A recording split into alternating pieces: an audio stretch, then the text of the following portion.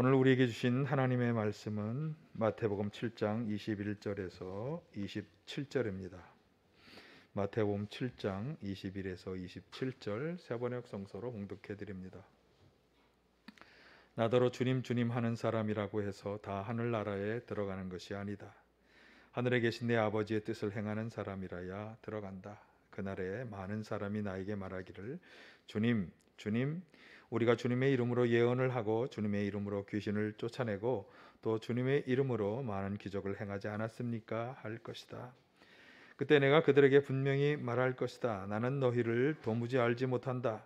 불법을 행하는 자들아 내게서 물러가라. 그러므로 내 말을 듣고 그대로 행하는 사람은 반석 위에다 자기 집을 지은 슬기로운 사람과 같다고 할 것이다. 비가 내리고 홍수가 나고 바람이 불어서 그 집에 들이쳤지만 무너지지 않았다. 그 집을 반석 위에 세웠기 때문이다. 그러나 나의 이 말을 듣고서도 그대로 행하지 않는 사람은 모래 위에 자기 집을 지은 어리석은 사람과 같다고 할 것이다. 비가 내리고 홍수가 나고 바람이 불어서 그 집에 들이치니 무너졌다. 그리고 그 무너짐이 엄청났다. 아멘. 할렐루야. 사순절에 우리가 해야 하는 많은 일들 가운데 우리의 삶을 돌아보고 나의 신앙, 나의 믿음이 정말 바른 것이었는가, 하나님께 인정받는 것이었는가 생각해 보는 것은 굉장히 중요한 일입니다. 지난주에 자신의 삶을 돌아보며 고백했던 시편 기자 다윗 왕의 고백을 우리가 살펴보았었잖아요. 그는 자신의 교만과 오만했던 삶을 돌아보면서 회개하고 새로운 다짐과 결단으로 정말 하나님만, 지금부터 영원까지 하나님만을 의지하며 살아가겠다, 그런 결단을 했던 것을 우리가 살펴보았는데, 오늘 본문 마태복음 본문 말씀은 우리 자신을 돌아보는 데 있어서 아주 근본적인 질문 하나를 던져줍니다. 그 질문은 여기 있는 것입니다. 한번 함께 같이 보실까요? 당신은 하늘나라에 들어갈 수 있습니까? 아주 기초적인 질문 가운데 하나입니다. 21절의 말씀에서 이 질문을 떠올리게 됩니다. 21절은 이렇게 말씀하죠. 나더러 주님 주님 하는 사람이라고 해서 다 하늘나라에 들어가는 것이 아니다. 하늘에 계신 내 아버지의 뜻을 행하는 사람이라야 들어간다.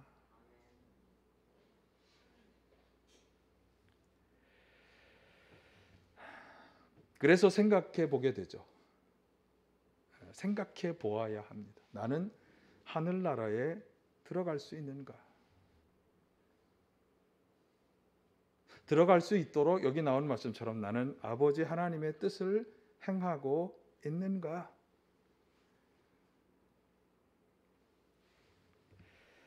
오늘 본문 9절에서 지적하는 이 주님 주님 하는 사람은 바로 주님의 이름을 부르는 사람을 가리키는 말인데요. 그래서 사실 이 주님의 이름을 부르는 사람에 대한 말씀은 성경 몇 군데에서 나오는데, 요엘서 2장 28절에서 가장 먼저 언급되면서 사도행전 2장 21절, 로마서 10장 9절 이하 등에서 인용되고 있는데, 자, 로마서의 말씀을 한번 살펴보겠습니다.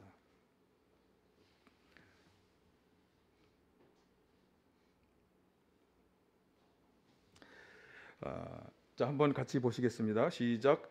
당신이 만일 예수는 주님이라고 고백하고 하나님께서 그를 죽은 사람들 가운데서 살리신 것을 마음으로 믿으면 구원을 얻을 것입니다.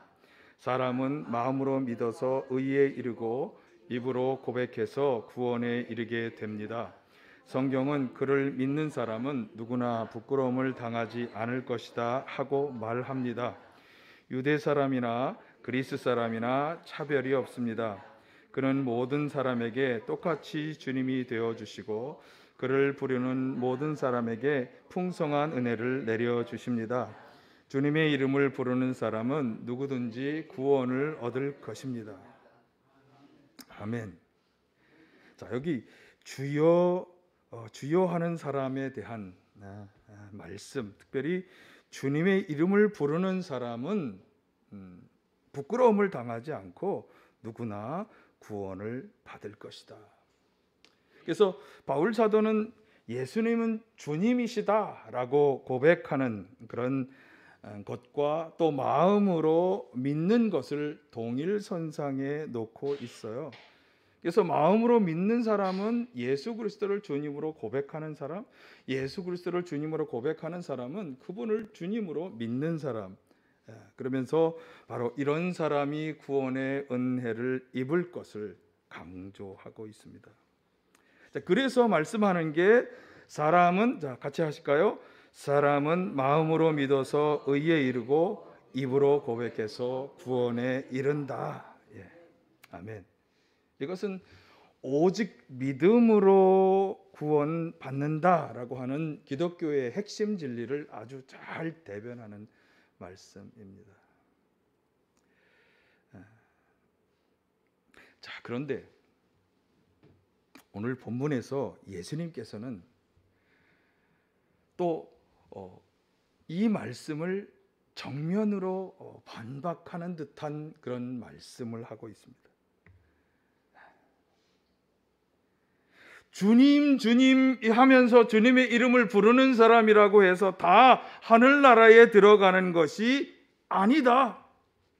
아니, 분명히 주님의 이름을 부르는 모든 사람이 다 구원받을 것이라고. 이 구원은 하나님 나라에 들어가는 것이니까 그렇게 말씀했는데, 그런데 예수님의 입에서 나오는 말씀은 21절 하반절에 오히려 이렇게 말씀합니다. 시작. 하늘에 계신 내 아버지의 뜻을 행하는 사람이라야 들어간다. 여러분, 주님 주님 하면서 주님의 이름을 부르는 사람은 예수님을 믿고 영접한 사람을 말하는 거죠. 근데 그런 사람은 그러면 분명히 다 하늘나라에 들어간다고 성경은 계속 말씀해 왔는데, 그런데 다시금 지금 여기에서 그렇게 구원받고 하늘나라에 들어가려면 하늘에 계신 아버지의 뜻을 행하여야 한다고 말씀하고 있습니다. 도대체 왜 이렇게 말씀들이 다를까? 오늘 본문에서 우리가 분명히 알아야 하는 것은 이 말씀이 예수님을 믿고 고백하는 사람들, 그리스도인들을 염두에 두고 하시는 말씀이라는 것이에요. 그러니까 예수님을 알지도 못하고 믿지도 않는 사람들은 고려의 대상이 아니에요. 예수님을 열심히 믿으면서 예배도 열심히 드리고 기도도 열심히 하고 또 봉사도 열심히 하고, 그런 사람들. 그런데 자기 삶의 현장으로 돌아가서는 하나님의 뜻을 잊어버리거나 무관하게 사는 사람들에 대한 말씀이라고 하는 것을 우리가 기억해야 합니다. 가끔 제가 참 가슴 아프지만 듣는 말 중에 이런 말이 있습니다. 띄워주세요. 목사님, 교회에 열심히 다니면 되지 왜 저희의 삶까지 이래라 저래라 관여하려 하십니까? 제발 내버려 두세요. 교회에는 잘 나올 겁니다. 그러니 삶에 대해서는 뭐라고 얘기하지 말아주세요. 신앙과 현실의 삶을 구분하면서 다르게 말씀과 다르게 살면서도 스스로 신앙인이라고 생각하면서 구원받을 것을 기대하는 사람들이 하는 말이에요. 비슷한 생각을 하는 그리스도인들이 꽤 많이 있습니다. 오늘 본문은 그런 분들을 향해서 하시는 말씀이에요. 그런 점에서 종교개혁주의자들이 내세웠던 솔라피데, 오직 믿음으로라고 하는 이 신학은 아주 오랫동안 오해되어 왔습니다. 오직 믿음만 있으면 구원받는다. 아까 앞에서 본 것처럼 오직 주의 이름을 부르면서 믿음을 가지고 있으면 구원받는다. 그런데 당시 종교개혁자들이 이런 주장을 했던 것에는 당시 시대적 배경이 있었어요. 믿음만 믿음 없이 행함만을 가지고 구원을 이야기하던 당시 가톨릭 교회의 상황이 그 배경인데요. 실제로는 믿음이 없으면서 자신들이 만들어 놓고 규정했던 어떤 것을 지키면 구원을 받는다고 하는 주장을 했거든요. 그 주장이 헛되다고 반대했던 것이에요. 대표적인 게 뭔지 하면 면죄부 판매와 같은 일이었어요. 면죄부 판매가 뭐냐면요, 그 면죄부라고 하는 것을 돈을 주고 사기만 하면 어떤 일을 해도 구원을 받는다는 거예요. 그러니 행함과 전혀 무관하게, 또 믿음과 전혀 무관하게 자기가 무엇을 하든지 그 면죄부만 사면 된다고 하는, 그 믿음 없이 무언가를 행하는 것만을 주장하는 그런 사람들 가운데서, 그런 시대적 상황 가운데에서 그렇지 않다, 믿음이 중요하다, 이것을 강조하기 위해서 내세웠던 말씀이 오직 믿음으로, 솔라 피데라고 하는 그런 신학적 주제였던 것입니다. 그런데 이 오직 믿음으로라고 하는 종교 개혁자들의 신학은 후대로 내려오면서 변질되었습니다. 어떻게? 믿음지상주의로. 그래서 지금은 믿음 따로 삶 따로의 신앙을 가진 사람이 참 많이 있습니다. 우리의 믿음은 어떻습니까? 여러분의 믿음이, 여러분의 신앙이 삶에서 드러나고 나타나고 증명되고 있습니까? 저를 향해서 하는 말입니다. 우리 모두가 생각해 보아야 하는 말씀입니다.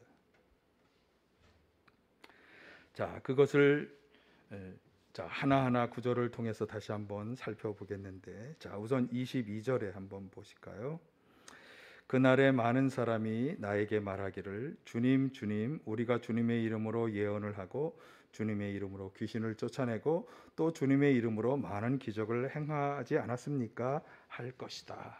여기 앞에서 21절에서 말했던 주님 주님 하는 사람이라고 하는 것의 구체적인 예가 바로 나와 있는 건데, 이 사람들은 주님 주님 하면서 자신들은 주님의 이름으로 예언했습니다. 주님의 이름으로 귀신도 쫓아내는 많은 권능을 행하였다고 말하는 거죠. 그러니까 주님께서 주신 그 이름의 권세를 활용해서 예언도 하고 능력의 역사도 행하였던 사람들, 누구죠? 제자들. 제자들.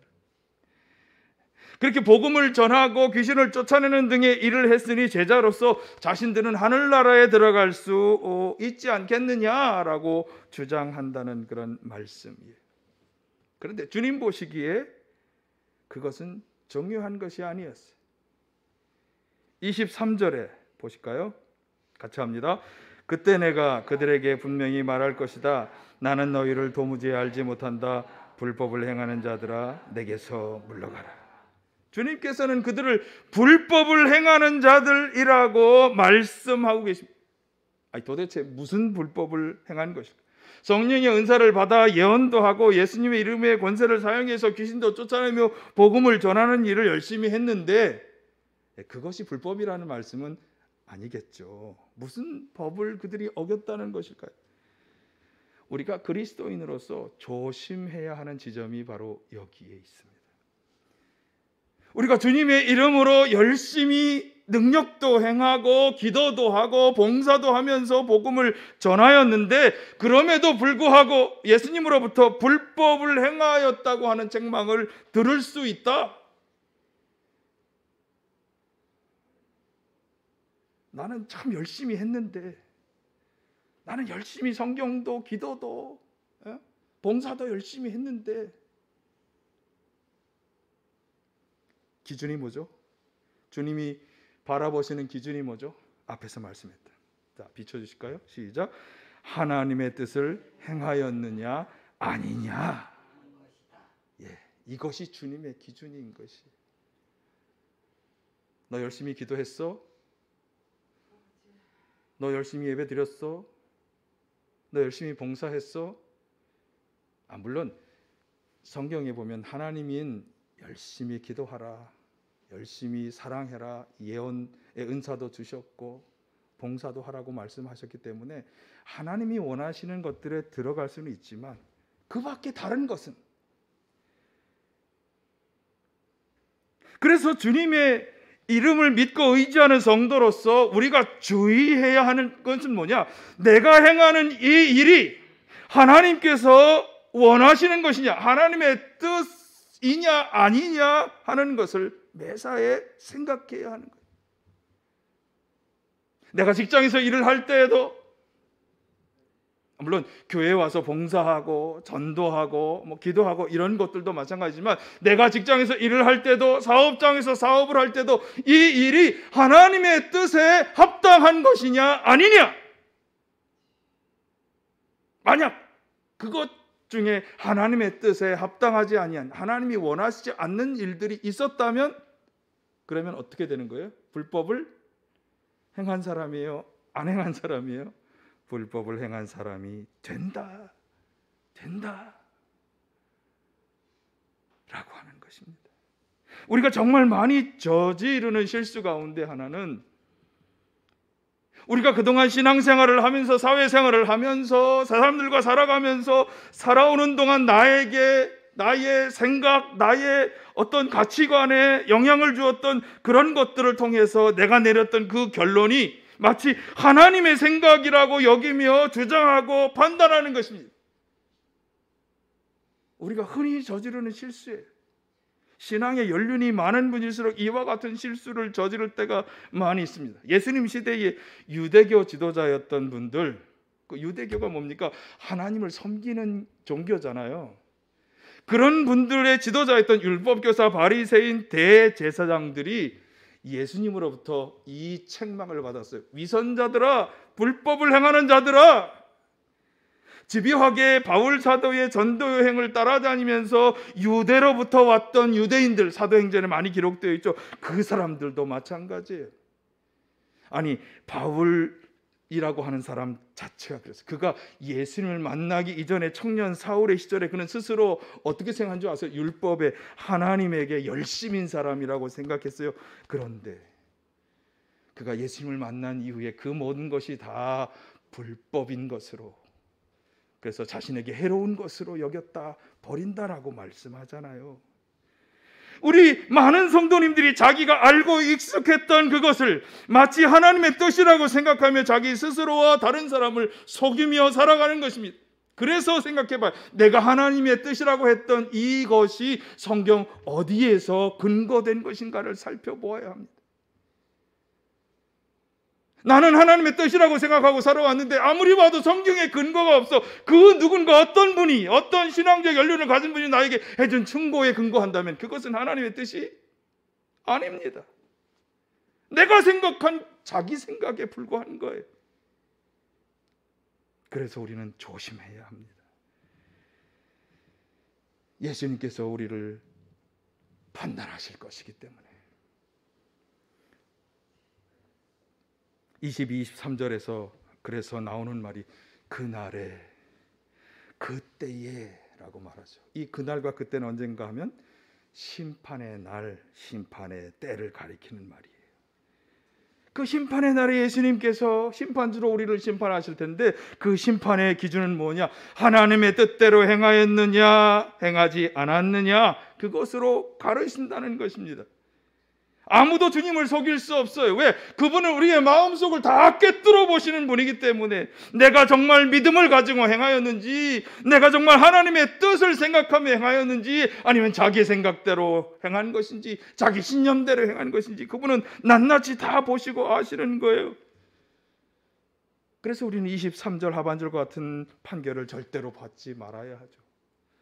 뭐라고 말씀합니까? 같이 보실까요? 시작. 나는 너희를 도무지 알지 못한다. 불법을 행하는 자들아, 내게서 물러가라. 현재 우리의 삶은 결국 주님께서 이 모든 것을 다 심판하시는 그날, 그때에 주님의 잣대로, 나의 생각이 아니고, 우리의 생각이 아니고, 세상 사람들의 생각이 아니라 주님의 잣대로 판단을 받는다. 그 잣대는 뭐냐? 하나님의 뜻을 행하였느냐 아니냐. 여러분 매사에 잘 살피셔서 내가 지금 하고 있는 이 일이 하나님의 뜻에 합한 것인지 아닌지를 분명히 분별하여 행하시기를 간절히 축원합니다. 나의 뜻, 우리의 뜻, 사람들의 뜻이 중요한 것이 아니라 선하신 하나님의 뜻의 기준에 맞추어서 행해야 한다. 이것을 꼭 기억하시며 모든 일을 행하실 수 있기를 간절히 축원합니다. 그런 점에서 이제 그 말씀을 보충하면서 하신 말씀이 24에 27절 말씀인데, 자 여기서 강조하는 것은 예수님의 말씀을 듣고 그대로 행하는 것의 중요성이에요. 자 앞에서는 하나님의 뜻을 행하였느냐 아니냐 그러면서 이제 이것을 예수님의 말씀으로 적용하죠. 제가 몇 차례 말씀을 드렸습니다만 예수님께서는 요한복음 12장 49절이 이제 말씀하는데 예수님께서는 절대로 그분이 자기 마음대로 말씀하지 않으셨어요. 예수님은 자신이 하는 그 말이 하나님이 자신에게 하라고 명령해 주신 것이라고 분명히 말씀하죠. 자, 같이 한번 보실까요? 시작. 나는 내 마음대로 말하는 것이 아니다. 나를 보내신 아버지께서 내가 무엇을 말해야 하고 또 무엇을 이야기해야 하는가를 친히 나에게. 그래서 지난 2022년 성탄절 때 제가 예수 하나님의 말씀으로 오신 예수 그리스도라는 제목으로 설교 말씀을 드려요. 그분은 마지막 때에 우리를 정말 마지막으로 구원하기 위해서 하나님 보내신 마지막 말씀으로 오신 분이에요. 그렇기 때문에 예수님의 말씀대로 우리가 행한다고 하는 것은 결국 앞에서 말한 하나님의 뜻을 행하는 사람이 되는 중요한 길이 된다고 하는 것을 우리가 알 수 있겠습니다. 그래서 예수님의 말씀을 듣고 그대로 행하는 사람이 슬기로운 사람이다. 24절을 보실까요? 시작. 그러므로 내 말을 듣고 그대로 행하는 사람은 반석 위에다 집을 지은 슬기로운 사람이라고 사람과 같다고 할 것이다. 이 같다고 할 것이다라고 하는 미래형 표현은 이제 장래의 그런 판단을 받게 될 것을 염두에 둔 말씀. 장래의 판단을 받을 때가 심판의 그날이라면 심판의 그날을 염두에 둔 말씀이라고 보아야 되겠죠. 그런데 여기 그 반석 위에 집을 세운 사람이 지혜롭다고 인정을 받는다라고 하면서 그렇게 반석 위에 집을 지은 사람은 누가 그렇게 되느냐? 바로 예수님께서 말씀하는 것을 행하는 사람이다라고 말씀하는 것입니다. 여러분, 반석 위에 집을 세우는 사람이 왜 지혜롭습니까? 반석은 아주 튼튼한 기초이기 때문이죠. 튼튼한 기초이기 때문에 예수님의 말씀을 행하는 사람은 튼튼한 기초를 세우는 사람이다. 그래서 우리가 잘 아는 것처럼 비가 내리고 홍수가 나고 아무리 바람이 불어도, 이번에 제가 그 튀르키예 지진 현장을 보면서 어떤 한국인이 세운 어떤 건축물이 전혀 흔들리지 않았다고 하는 그런 보도자를 하나 어디서 본 기억이 나는데, 기초가 참 튼튼하게 지진에도 잘 견딜 수 있는 기초를 잘 세운 거죠. 사실 얼핏 생각하면 열심히 기도하고 성경을 보고 열심히 봉사하는 그런 열심을 가진 사람이 기초가 튼튼한 사람이라고 생각할 수 있어요. 그런데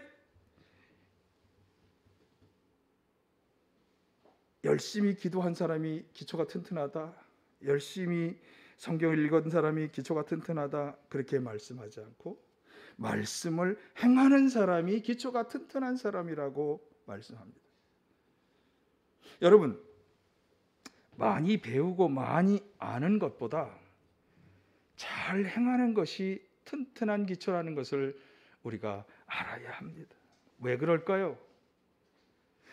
배워서 안 말씀을 확신하며 그것을 자신에게 체질화시킨 사람이기 때문에,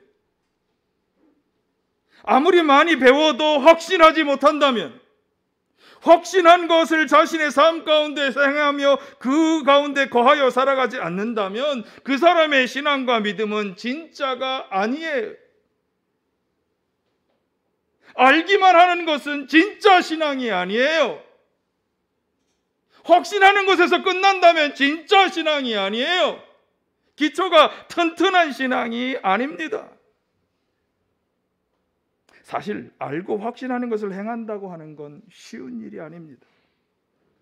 예수님께서 씨 뿌리는 비유에서도 말씀하신 것처럼 사실 말씀을 행하는 데는 계속된 방해가 다가옵니다. 악한 자들의 방해도 오고, 그리고 환난이나 박해도 다가오고, 세상 재물의 염려와 또 세상의 많은 유혹들이 다가옵니다. 방해합니다. 또 바울 사도도 로마서 7장 24절에서 말씀하잖아요. 나는 비참한 사람입니다. 누가 이 죽음의 몸에서 나를 건져주겠습니다 라고 절규했어요. 왜? 자기 안에는 하나님의 법을 즐거워하는 것도 있지만 더불어서 또한 죄의 법에 포로로 만드는 다른 것도 자기 안에서 작용하고 있다는 것을 알았기 때문에, 그래서 말씀을 행하며 살아간다는 건 쉬운 일이 아니에요. 그래서 어떻게 보면 말씀을 행하였다라고 하는 것 그 자체가 바로 기초가 튼튼한 사람이었다고 하는 것을 증명하는 것입니다. 여러분, 기초가 튼튼한 슬기로운 사람이라는 것을 증명하며 살아가실 간절히 축원합니다. 그래서 사실 필요하고 요청되는 것이 더 있는데, 그건 뭐냐면 성령의 인도를 받는 것입니다. 성령의 인도함 없이 우리는 말씀을 온전히 깨닫기는 참 힘듭니다. 제가 아는 어떤 유명한 분, TV에도 자주 나오는 그분, 저보다 더 머리가 벗겨진 그분은 수많은 박사학위를, 3개 이상의 박사학위를 가지고 있었지만, 그러나 그분은 말씀의 진리를 깨닫지 못한 것처럼 여겨져요. 왜? 복음의 진리를 부정해. 그분은 과학적으로 합리적으로만 설명해. 여러분, 신앙의 진리는 여러분 과학적 합리적으로 설명되는 게 아니에요. 성령의 역사가 있어야 돼요. 성령의 깨닫게 해주셔야 되는 거예요. 그리고 다가오는 방해들, 유혹들, 환난들을 이겨내기 위해서는 성령의 도우심이 반드시 필요하죠. 그래서 열심히 기도하고 성령으로 충만해야 하는 것입니다. 물론 성령으로 충만한 것에서만 끝나면 안 돼. 하나님이 뭐라고 말씀하시는지 알아야 돼. 열심히 우리가 읽자고 듣자고 배우자고 하는 말씀이 그래서 나옵니다. 두 가지가 다 합쳐져요. 그 과정 속에 성령께서 우리에게 말씀하시며 깨닫게 해주실 것입니다.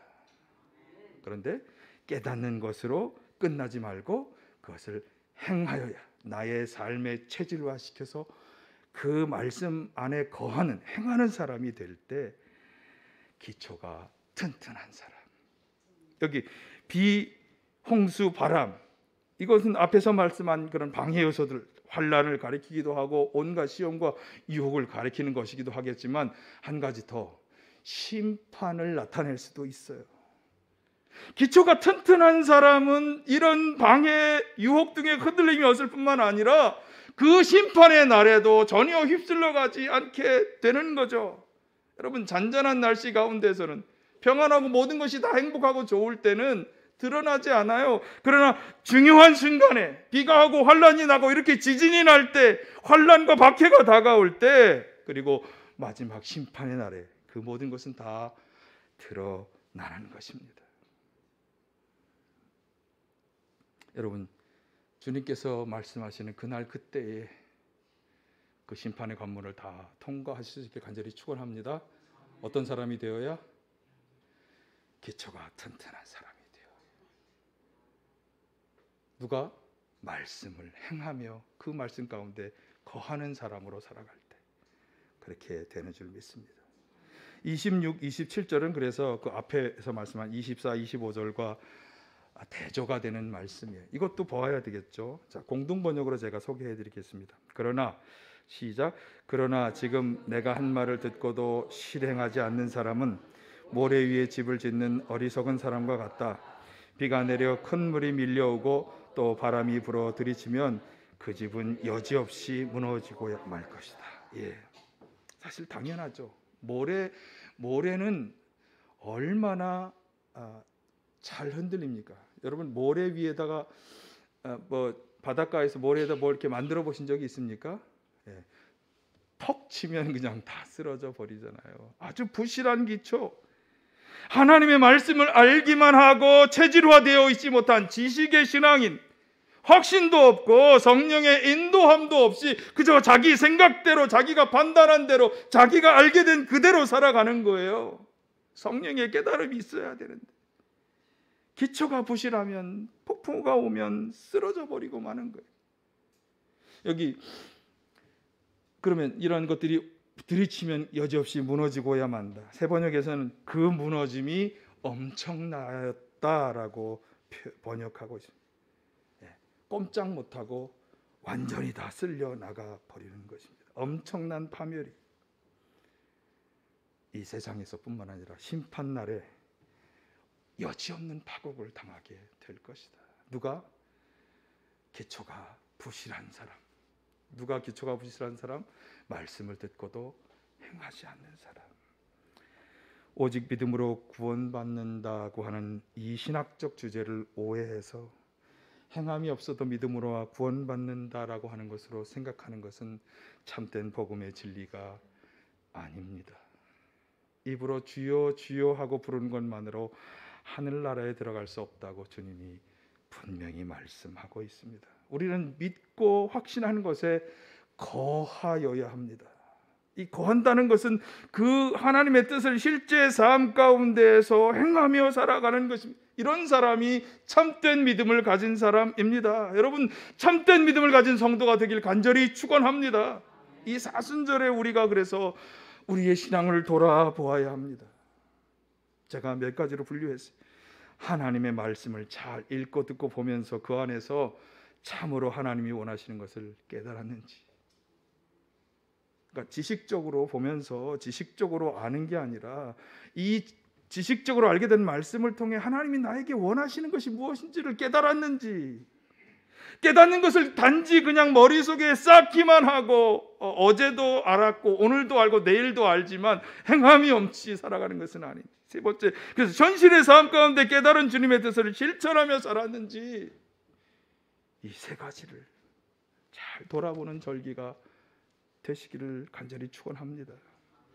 알고 확신한 것을 행하지 않으면 행함이 없는 믿음은 아무 소용이 없고 죽은 것이라고 성경은 말씀하죠. 제 얘기가 아닙니다. 야고보서 보실까요? 2장 20절. 아, 어리석은 사람이여, 그대는 행함이 없는 믿음은 쓸모가 없다는 것을 알고 싶습니까? 알고 싶지 않습니다. 자, 26절. 영혼이 없는 몸이 죽은 것 같이 행함이 없는 믿음은 죽은 것입니다. 오늘 본문에서도 예수님이 자신의 입을 빌어서 아주 명확하게 말씀합니다. 7장 21절 하반절. 아버지의 뜻을 행하는 사람이라야 하늘나라에 들어간다. 그렇게 행하지 못하는 사람에 대해서도 말씀하죠. 23절 하반절. 나는 너희를 도무지 알지 못한다. 불법을 행하는 자들아, 내게서 물러가라.